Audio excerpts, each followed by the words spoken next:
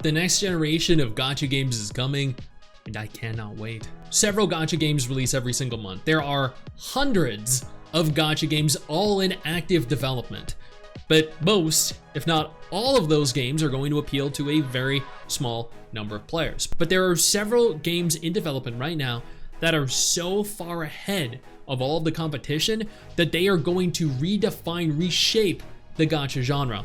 There is going to be a Gacha War coming, and I can't wait to be there playing every single one of them. Now, if this is your first time here, consider subscribing to the channel, hitting the little bell notification, that way you remain up to date with every single thing that I post, and I post daily. Do not miss out. We have Azur Promilia, being developed by the devs of Azur Lane. It is set in the same intellectual property. The game is going to be completely action. The graphics are phenomenal. There is a creature collection system present, which is something that hasn't been done in an open world gacha before. It's also open world. The skills look phenomenal. Abilities, the actual fluidity in movement and animations are probably the one of, if not the best of any upcoming gacha game, especially in this list. I don't know how cultured the game is going to be, given how cultured Azur Lane is, but one can only expect. There's also, interestingly, more social features in the game. You can have your own farm. You can put the creatures that you collect to work at the farm. Not only can you interact with environments, but you can ride a mount, which is something that no other gacha game right now really properly allows for. There is the ability to fly. Like, gacha games have the ability to glide. They have the ability to float, but not directly fly indefinitely. In Azur Promilia, you can mount a dragon, a bird, various other kinds of aerial creatures, and just fly. Yeah. Some of the old original developers of Blue Archive are working on not only a visual novel, but also a spin-off gacha game of Blue Archive. This game is going to, from what I've seen thus far, be similar to Blue Archive. It features schoolgirls, it features an academy, different schools, different factions. It's gonna have a dark, messed up story, and instead of guns, which Blue Archive tends to use for all their characters, they're all gonna use katanas, swords. So you're gonna have essentially what is one of those old high school anime where all the kids are like delinquents and going at each other with katanas, trying to murder each other, but in a gacha game. I just hope that they take what is the free-to-play friendliness of Blue Archive and implement it effectively into this new game. Unfortunately, we have no real footage of the game thus far, and they really don't even have a full graphical style ironed out because they are still in the funding process right now. So this game, while not nearly as close as most of the games in this list, is coming, but a very long ways off. Arknights Endfield is being developed by the devs behind Arknights. Arknights is a tactical strategy tower defense gacha game and is honestly one of my favorite gacha games of all time. Top 3 by far. This is a very fun game, and interestingly enough, Arknights Endfield is taking on an entirely new genre, just like Azur Promilia is. Arknights Endfield is going to be a semi-open world, semi-action combat gacha game. It's separating itself from all of the competition by not being a direct clone, by introducing new features, by introducing a focus, an emphasis on different things. I think that's great. It's establishing its own identity, which is imperative if it wants to survive in the market. The combat looks good, the animations look good, the graphics look really good, the story is going to be great because Arknights has a phenomenal story once you make it through the introductory chapters, which really aren't that great, and it does get a little bit convoluted at times. A new NIKKE Gacha is in development, but not directly related to NIKKE, but developed and set kind of in the same intellectual property.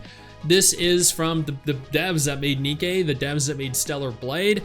This is described as being an open world action gacha game.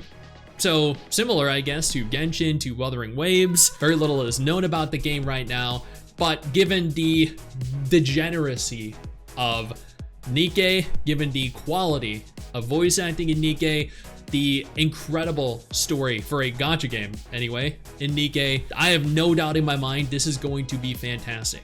I was not disappointed with Stellar Blade. I have not been disappointed with NIKKE. I've been playing NIKKE every single day for the last roughly 10 months.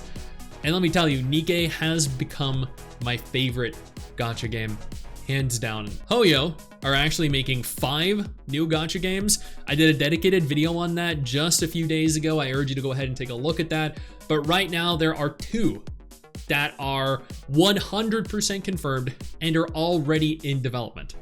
On the one hand, we have the Astaweave Heaven game, which is essentially Animal Crossing, but developed by Hoyo, the people that did Genshin Impact, Honkai Star Rail, Zenless Zone Zero. Very little is known about the game thus far. We've seen a little bit of leaked footage, and it looks a lot like Animal Crossing. It's very cute. Probably not the kind of game that I'm going to be interested in, but it's definitely going to appeal to the Animal Crossing demographic. I think gacha is for interior decoration. So things like couches, carpets. You're probably going to have like a $500 curtain or wallpaper or something. I look forward to seeing what they do with this. The developers behind Punishing Gray Raven and Wuthering Waves, Kudo Games, are developing a brand new gacha game called Project Nami. What we know thus far is it is supposed to be another open world gacha game. In theory, there have been several rumors going around that it's going to be an action game. There have been some going around that they're going to copy Hoyo and make it a turn-based game. I personally think that they're going to either attempt to build on what is the Wuthering Waves system, or they're going to hopefully go in another direction, maybe make like a strategy game or a tactical game. I think that is a fantastic idea from them. Kudo are known for being incredibly generous. They are very hardworking. They create fantastic products. Just getting to the point where they are fantastic takes just a little bit. Stories are great in their games eventually. Graphics are top tier. The action combat is unrivaled. So I really look forward to seeing what they do with Project Nami. The devs behind Tower of Fantasy are making a new gacha game, Neverness to Everness. That game looks decent. Thus far, the character models look pretty solid. The combat looks pretty solid. You can drive a car around the town. You can race people. You can, I'm hoping, hit the pedestrian. We didn't see it done in the trailer footage, but I am hoping that's a possibility. There is an interesting like terrain traversal navigation system that we saw where everything kind of flips around, and it was very cool. I think genuinely Neverness could be a very fun gacha. They just have to, I think, improve on a few little things that I found issue with during their promotional material for the game, because honestly it looks more like Tower Fantasy than it does Wuthering Waves. I think to survive or compete in the upcoming gacha market, the Gacha Wars, you're going to have to compete graphically with something like Azur Promilia, have a world that is as engaging, as beautiful and vibrant as Azur Promilia, and have combat that is potentially as good as Wuthering Waves. Otherwise, why would we move over to a game that is inferior in other areas?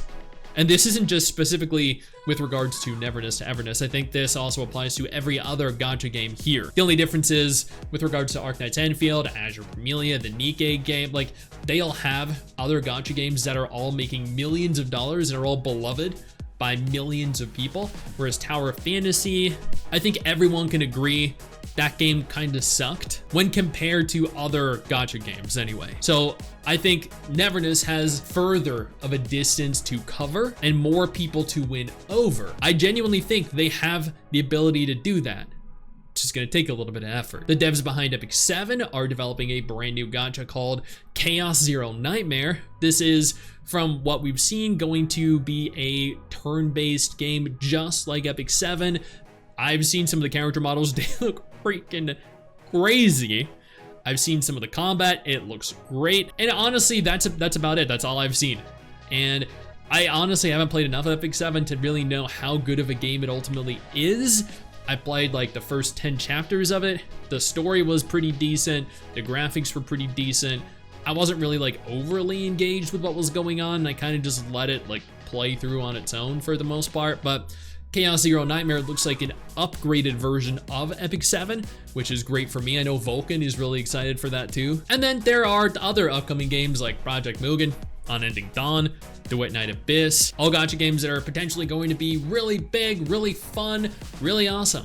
But all of the aforementioned games are games with already pre-existing games and intellectual properties available to drive new players immediately to them. Once again, the next generation of gacha games is coming. All the popular gacha game developers are already working on either sequels or follow-ups to already existing games.